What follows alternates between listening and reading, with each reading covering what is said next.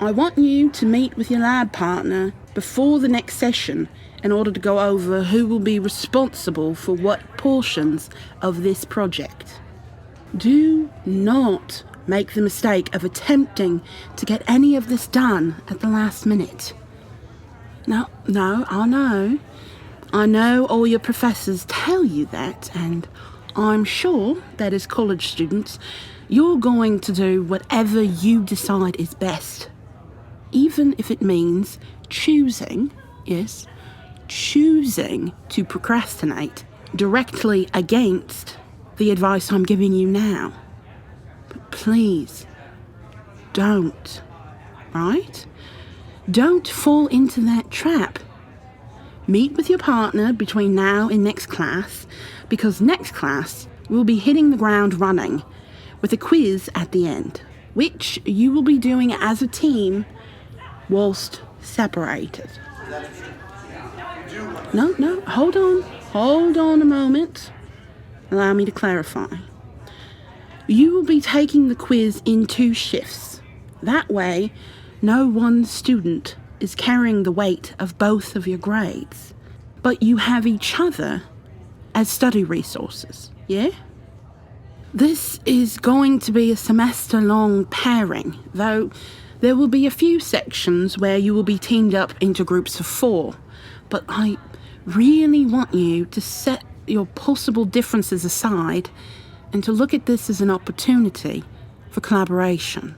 A chance to get to know one another better as chemistry students, but also as people, as adults trying to find your way in school, of course, but also in life. Before you ask, unless there is a massive issue, I will not be reassigning lab partners. Just because you and your friend didn't end up together is not enough reason for me to do some reshuffling, yeah? That's why I waited until a few weeks into the semester to start the project. I needed to see who was naturally drawn to each other, who seems like a leader, and who hangs back, things like that. I did my best to pair you with a student I felt you could learn from, but do not mistake the assignment for a prison sentence.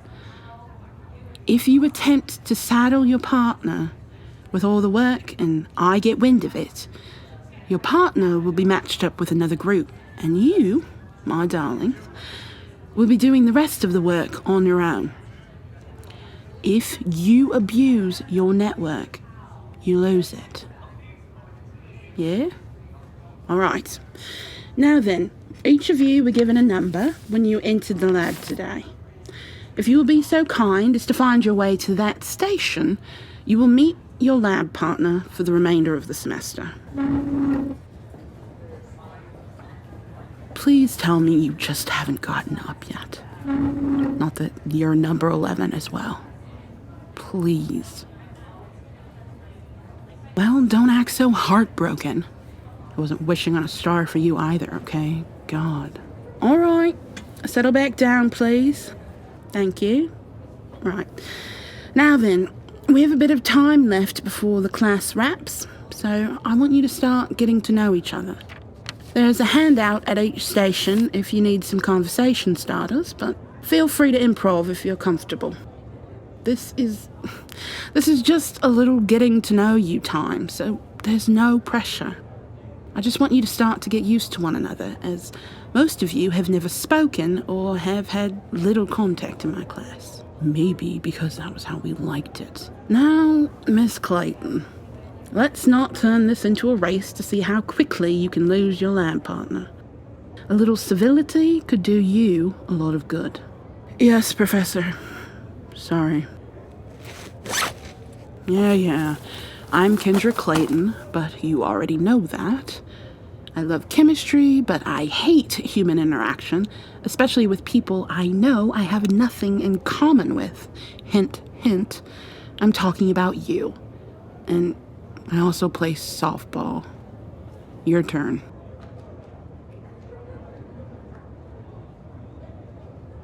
Oh, yeah. I remember seeing you in the play at the end of last year. That Shakespeare one? Shrew something or other. Yep. Yeah, that was it. Taming of the Shrew. I gotta say, I loved it. I love how filthy Shakespeare was, and so many people miss out on it until they see a stage production, which almost nobody sees it on stage because it can get tedious being in that audience. And no, that is not meant as a dig. Come on, theater girl. I know that even you, as a theater major, are aware of the fact that Shakespeare can drone on. Plus, having to listen and decode the language as the show goes on, especially if you aren't familiar with his works in writing. Like, let's just say listening fatigue is real, and I get it's something awful. But for the parts I was able to hang on for, it wasn't completely awful. And I guess by default, that means you weren't half bad either. Yeah, I remember seeing you and your little group around a lot more after that. Kind of like once you see something, you can't unsee it. Like that arrow in the FedEx logo. So, what is it you dorks do for fun anyway?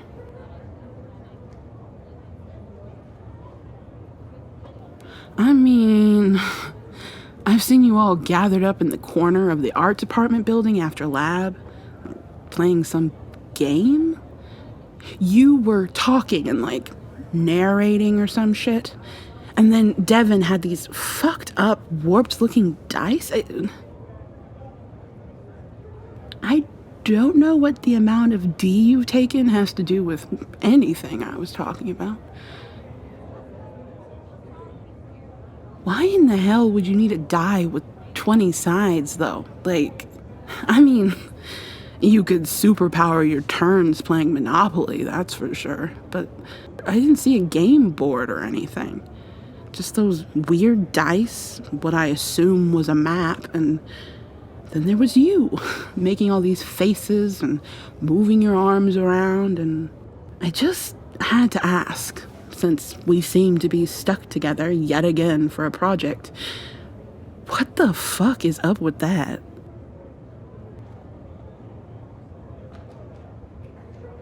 A dungeon master.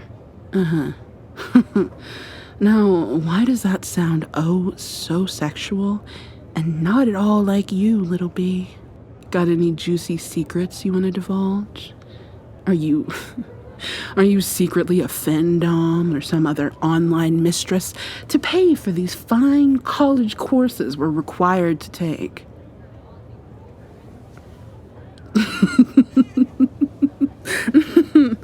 Oh, well, shit, Buttercup.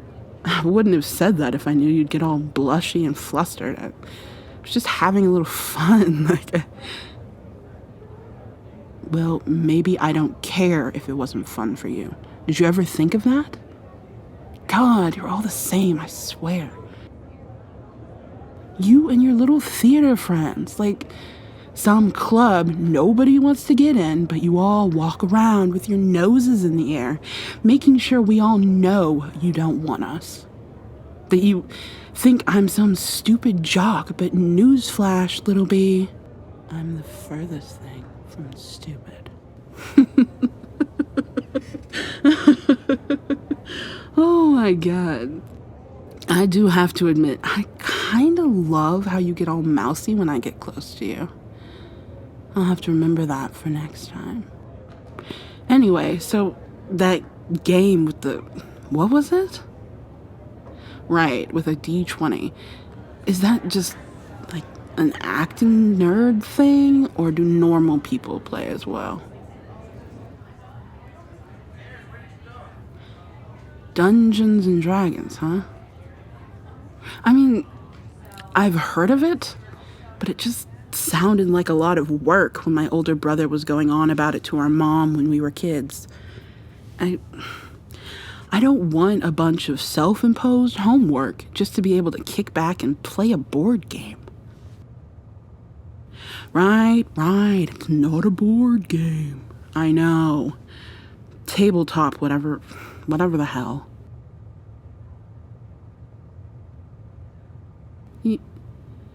You want me to come see you and your nerds play? Why? Why would you ask me that? Like, have you not heard anything I've said in the past few minutes? Then why are you being nice to me? It's weird, dude. Like, more than that, it's suspicious, and I'm not here for some sort of let's make the jock look stupid setup. Like, I'm not even a jock. That's the thing that, like, I'm the Queen of England.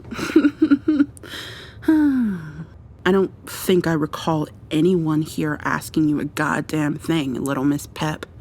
So fuck off. It's called competitive cheerleading. It is just as much a sport as your precious softball, so maybe you could learn a bit of respect. Not that I think the bulldog could ever manage to learn, well, much of anything. You bitch. Fine. I'll leave you on your little chemistry partner date. I just wanted to remind you that I have practice at Butler today instead of here, so you're on your own to get a ride home. You carpool with this thing? I am so sorry. Yeah, family kind of works that way. Not that you would know anything about family, right, Bulldog?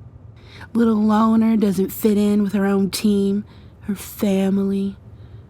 But I guess my little cousin here is giving you a shot for some insane reason.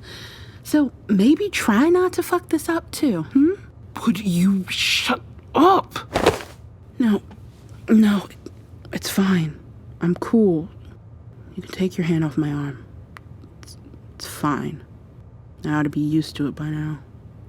Whole squad seems to have nothing better to do than dig into my personal life.